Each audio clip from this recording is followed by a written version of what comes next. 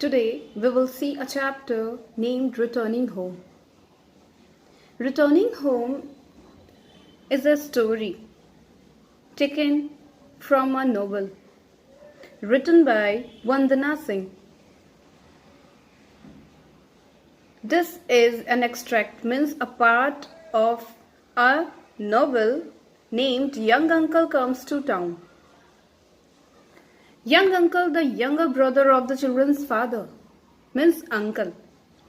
पापा के छोटे भाई, यंग मीन्स छोटा, तो यंग अंकल जो थे वो पापा के छोटे भाई थे बच्चों के. Is an enthusiastic young man. वो बहुत ही ज्यादा एक्टिव और मोटिवेटेड थे. एंथुजियास्टिक मीन्स कोई भी चीज सीखने के लिए आगे, किसी भी चीज को जानने के लिए आगे, वो बहुत ज्यादा eager type of a person, eager to know anything, active and enthusiastic. His usual adventure are humorous and entertaining. और वो बहुत ज्यादा एडवेंचर्स मीन्स अलग अलग चीजें करना पसंद, एक्साइटिंग चीजें करना पसंद, उन्हें बहुत ज्यादा पसंद था. Here he prepares to go on a visit to his great uncle's village. और अब उन्होंने प्रिपेयर किया अपने माइंड को कि इस बार वो गांव जाएंगे अपने बड़े अंकल के यहाँ. This extract is from Young Uncle Comes to Town, a charming book by Vandana Singh. And earlier I have told you that this extract has been taken from a novel named Young Uncle Comes to Town, and this novel is written by Vandana Singh. So here we will start the story. Summer has been washed away. गर्मी जा चुकी थी, means गर्मी धुल चुकी थी monsoon के बारिशों से, और बारिश के बाद आने वाला था ठंडा मौसम. Summer had been washed away by the monsoon, and after a month of steady rain, the clouds receded to make way for the cooler season. गर्मी धुल चुकी थी, जो मॉनसून में बारिश हुई, अच्छे मौसम हुए उसकी वजह से, और ठंड आने को रेडी थी. Young uncle began planning another trip. और यंग अंकल क्योंकि बहुत ही ज्यादा एडवेंचरस थे, वो हमेशा नए नए जगहों पे जाते थे, घूमते थे. तो इस बार उन्होंने प्लान किया एक अलग सा trip. This time to his father's village. इस बार वो अपने पापा के गांव जाना चाहते थे, where he had spent some memorable summers as a school boy. जब वो छोटे थे, जब वो स्कूल में पढ़ते थे, तब उन्होंने गर्मी की छुट्टियां वहां पे मनाई थी. Most of his family had moved out of the ancestral village home. और अभी भी हम देखते हैं कि बहुत लोग अपने गांव को छोड़कर शहर में आ जाते हैं नौकरी करने के लिए, बच्चों को पढ़ाने के लिए. तो वहां पे भी ये चीज बोली जा रही है यहाँ पे कि वहाँ के जो लोग थे, जो लोग उनके गांव में रहते थे, इनकी फैमिली थी, उसमें से सारी फैमिली टाउन में सेटल हो गई थी. बस एक फैमिली, उसके अंकल और एक आंटी वहां पे रहते थे. But two of his oldest relative still lived in the village. These were ancient uncle and his wife ancient aunty. और उनका नाम एंशियंट था नहीं, लेकिन क्योंकि वो लोग बहुत बूढ़े थे, इसीलिए लोग उन्हें प्यार से एंशियंट, प्राचीन बुलाते थे.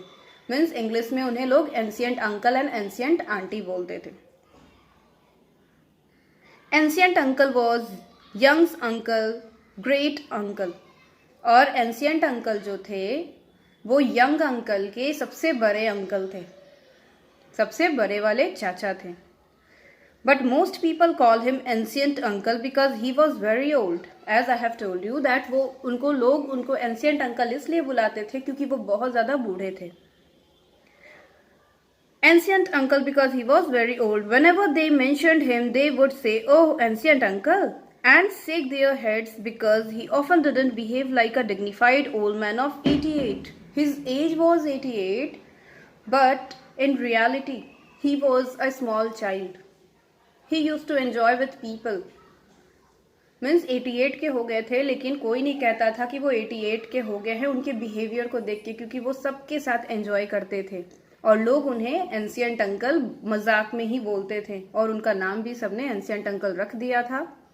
और सब लोग, ऐसा नहीं था कि वो गुस्सा करते थे, वो बहुत ही ज़्यादा एजाइल पर्सन, बहुत ज़्यादा हैप्पीली मैरिली बोलते हैं ना, उस तरीके के पर्सन रहने वाले थे।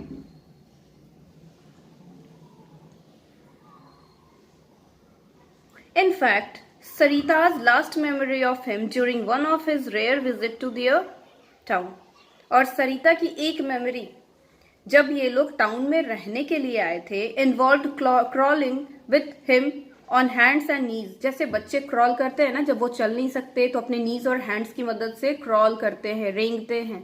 क्रॉल मीन्स रेंगना। तो उन्होंने, जो एंशियंट अंकल है और सरिता ने क्या किया, दोनों डाइनिंग टेबल के नीचे, जहां पे लोग डिनर टेबल, वहां पे नीचे में बैठ गए। क्यों? क्योंकि जो लोग वहां पे डिनर कर रहे थे उनको डराना था और वो लोग टेबल के नीचे छिप गए थे। तो ये मेमोरी जो है वो सरिता को अभी तक याद है और सरिता उसके बारे में बता रही है।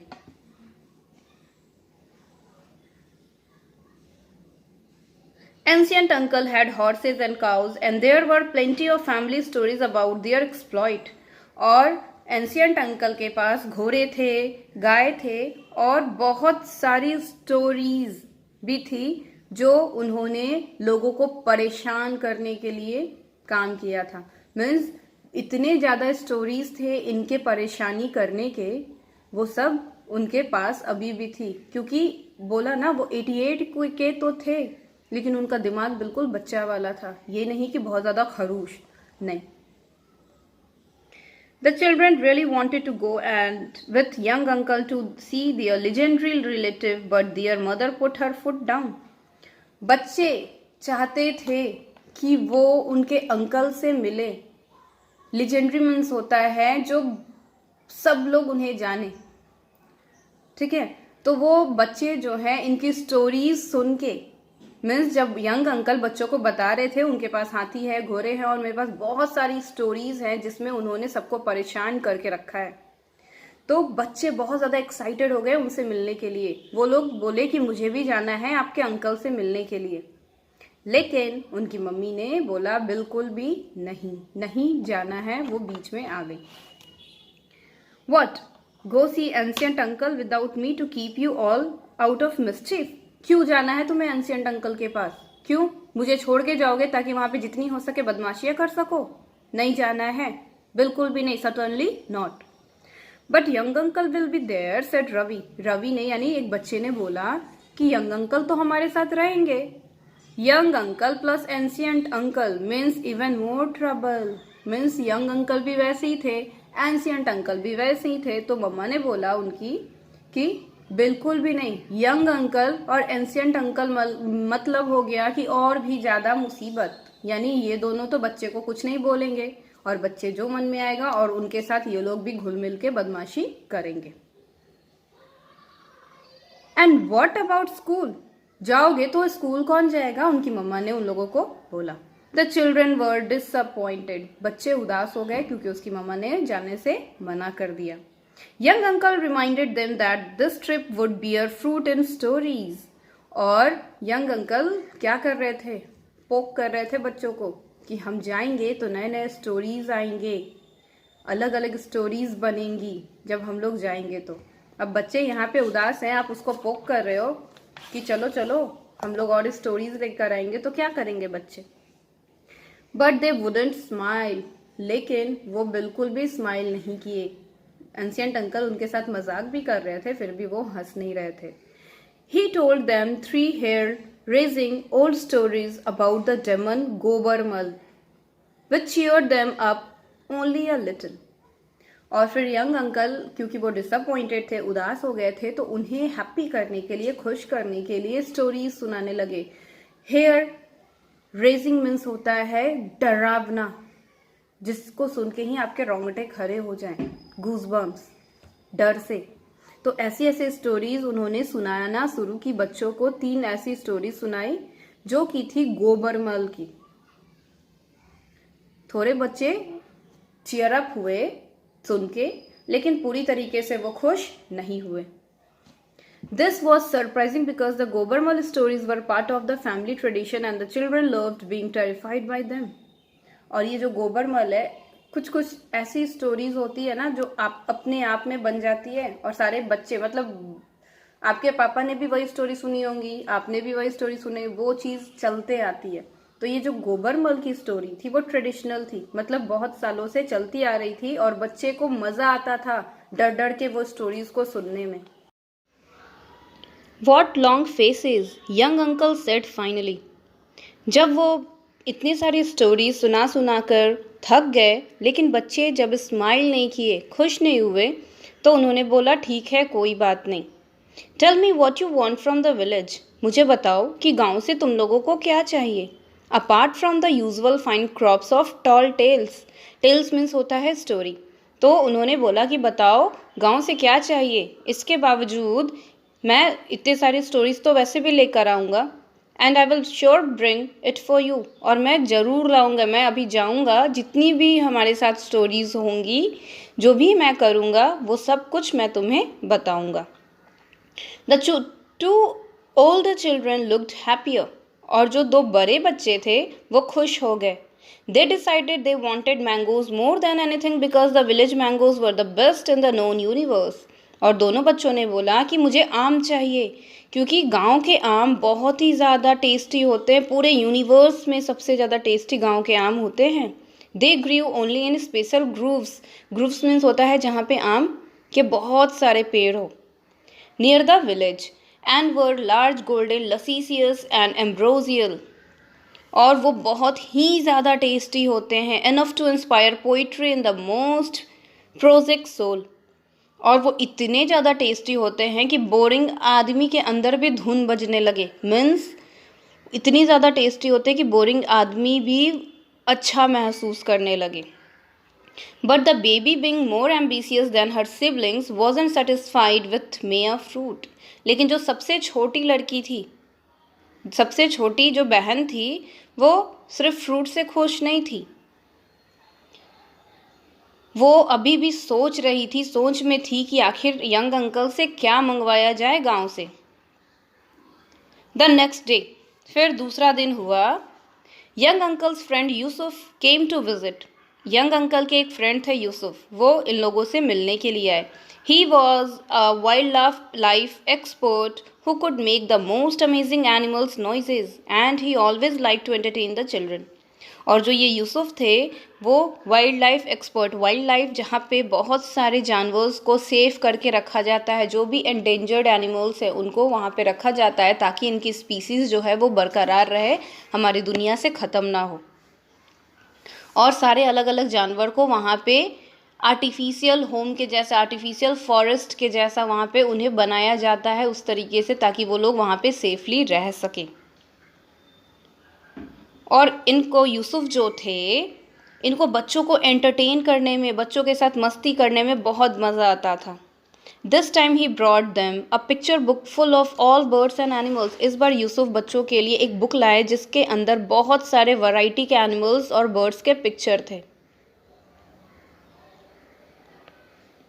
All kinds of animals. I am very worried about the Neelamgiri National Sanctuary, he said. और यूसुफ ने यंग अंकल से डिस्कस किया कि वो बहुत ज़्यादा परेशान है नीलमगिरी नेशनल सेंचुरी से। He said, it is a small protected forest, one of the last resort of the Indian tigers. Sanctuary means बताया इसके पहले वाइल्ड लाइफ। तो सेंचुरीज़ भी जो होते हैं वो अलग अलग जानवर की अलग अलग सेंचुरीज़ होती है। जैसे यहाँ पे नीलमगिरी नेशनल सेंचुरी जो है वो टाइगर्स के लिए, वहाँ पे टाइगर्स को प्रोटेक्ट करके रखा जाता है।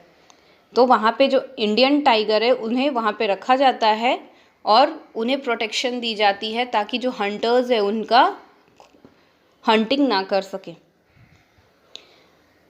It is a small protected forest, one of the last resort. Resort means जगह। ये जो है इंडियन टाइगर के लिए एक लास्ट जगह बचा है जहाँ पे वो लोग प्रोटेक्ट हैं, प्रोटेक्शन में हैं। But each forest range I appoint to look after it leaves after a week or so and will not tell me why. लेकिन प्रॉब्लम ये है कि मैं किसी को भी देखभाल करने के लिए रखता हूँ तो पता नहीं एक महीने, एक वीक या थोड़े से और दिन के बाद वो लोग छोड़ के चले जाते हैं। आज तक समझ में नहीं आया कि क्यों, और मुझे बता के भी नहीं जाते हैं कि वो लोग क्यों छोड़ के जा रहे हैं यहाँ से। I don't know what the trouble is and unfortunately I don't have time to visit नीलमगिरी। मुझे नहीं समझ में आता है कि क्या प्रॉब्लम है, लेकिन सबसे बड़ी बात तो ये है कि मुझे टाइम नहीं मिल पा रहा है कि मैं नीलमगिरी की जा सकूं। But listen, it's not too far from your village. लेकिन सुनो, यूसुफ ने यंग अंकल को बोला कि तुम्हारे जो गांव है उससे ज़्यादा दूर नीलमगिरी नहीं है। Can you look into it for me my friend. क्या तुम जाके देख सकते हो मेरे लिए प्लीज़, वहाँ पे नीलमगिरी में क्या प्रॉब्लम आ रहा है। Young uncle enthusiastically agreed. मैंने पहले ही बोला था कि ये हर चीज़ों में आगे रहते हैं, अलग अलग चीज़ें सीखने में आगे रहते हैं, लोगों की हेल्प करने में एक्टिव पर्सन थे। तो वो खुश हो गए और उन्होंने हामी भर दी कि हाँ ठीक है, मैं देख लूँगा। Later when he was showing the baby the animal book he pointed at the picture of a tiger reposing royally in the forest clearing. और जब यंग अंकल जो हैं वो बच्ची को, जो सबसे छोटी बहन थी, उसे जब वो एनिमल के बुक्स दिखा रहे थे तो उसमें उसने देखा कि एक जो टाइगर है वो बिल्कुल किंग, मतलब बिल्कुल राजा के जैसा, महाराजा के जैसा पोज में बैठा हुआ है फॉरेस्ट में। दे सी सेड इम्पेरियसली। और उसने बोला ये चाहिए मुझे, क्योंकि यंग अंकल ने पूछा था कि गांव से तुम्हें क्या चाहिए, तो उस बच्ची ने बोला मुझे ये चाहिए, मतलब उसे टाइगर चाहिए।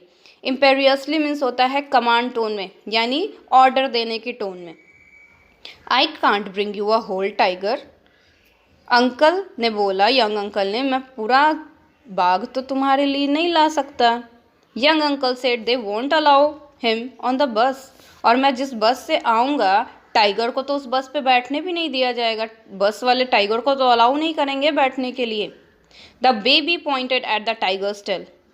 फिर जो है बेबी ने टाइगर के टेल के ऊपर पॉइंट आउट किया। There she said with a magnanimous air. और फिर उसने बोला ये चाहिए मुझे। मैग्नेनिमस मीन्स होता है उदार आवाज़ में, बिल्कुल पोलाइट वे में उसने बोला ठीक है, पूरा टाइगर तो नहीं, तो ये पूंछ ले आओ। I can't bring you a tiger's tail either. उन्होंने बोला मैं टाइगर का पूंछ भी नहीं ला सकता। Young uncle said the tiger might object.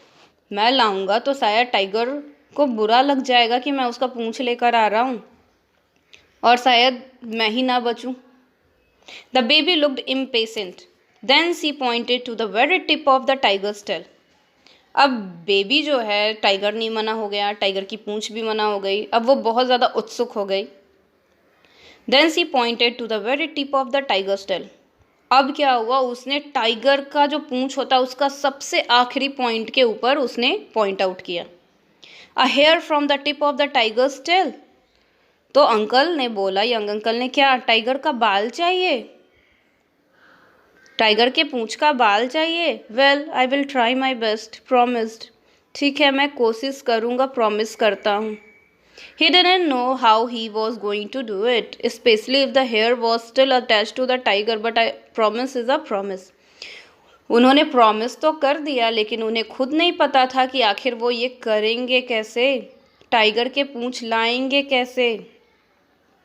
लेकिन प्रॉमिस किया है तो निभाना तो है। So 2 days later, young uncle waved goodbye to his brother and sister-in-law and the 3 children and took a rickshaw to the bus stand. और फिर 2 दिन के बाद यंग अंकल जो हैं अपने भाई को, अपनी भाभी को, सिस्टर इन लॉ और तीनों बच्चों को उन्होंने बाय बोला, रिक्शा लिया और बस स्टैंड के लिए निकल गए। So this is the end of the story. But the demand of the child, the demand of the baby is too high. बच्चों ने तो आम लाने बोला, लेकिन इस छोटी सी बच्ची ने तो सीधे टाइगर मांग लिया, टाइगर की पूंछ मांग ली, टाइगर के पूंछ के बाल मांग लिए। अब आप ये काम मत करना कि कोई आपसे पूछे तो आप बोलना कि मुझे डायनासोर का अंडा चाहिए, मुझे एलिफेंट का अंडा चाहिए। क्या एलिफेंट अंडा देती है? नहीं, एलिफेंट इज़ मैमल। और मैमल किसको कहते हैं? जो यंग वंस प्रोवाइड करती है, यंग वंस, राइट।